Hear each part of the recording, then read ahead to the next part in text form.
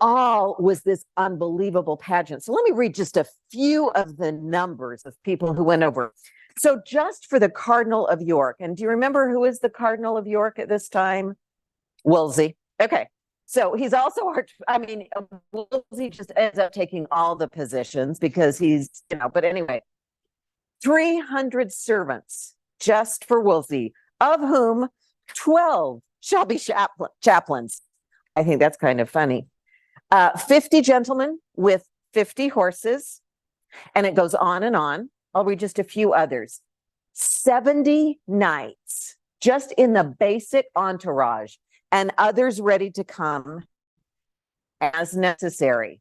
Each knight shall have 12 servants, one of which is a chaplain. So each knight comes with 12 servants. Then you have the king's 12 chaplains. So you don't just have Wolsey there for any religious, this is a 2-week period. How many of you would need 12 chaplains? I mean, that's almost one a day. Okay. And of course, Henry claims he doesn't ever do anything wrong. So I don't know what they're going to be doing. But each of those chaplains has 6 servants that comes with them. Okay. 70 grooms of the chamber. 70 grooms of the chamber, along with 150 servants to support the 70 grooms of the chamber. 100 horses among them for those 70 grooms of the chamber. Anyway, total, they're estimating almost 4,000 people coming with the king and more than 2,000 horses. Okay, all going to France in the middle of a field. So yes, it was about showing off magnificence and might, because all those knights were ready at the drop of a hat, in theory at least, to fight for the king. And they're showing that off. All right. Now, a lot of you, I hope, know Brigida Webster, really great friend of mine. She just had a wonderful book, Eating with the Tudors, that just came out. So I want to share with you some of the food they're eating. And this is from Brigida.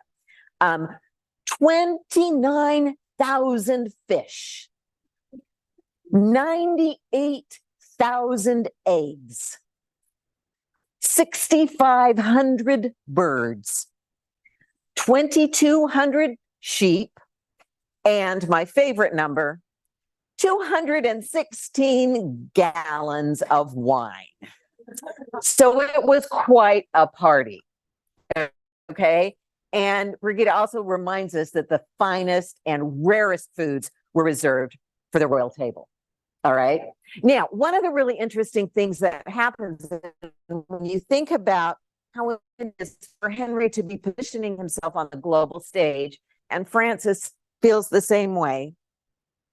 If we were to bring the king in for a feast, invite a king in, there's one head place in these feasts or in these banquets. There is one head place for the king and then sort of a secondary place for the queen. That's how it goes.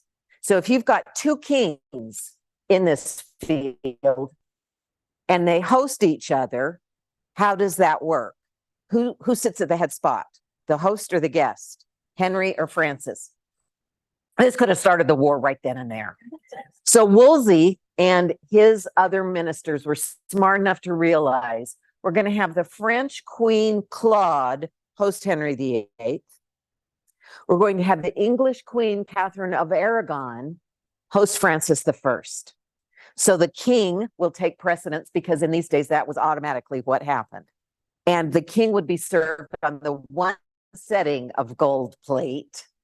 And then the queen, who was hosting, would take that secondary position and be served on the silver plate.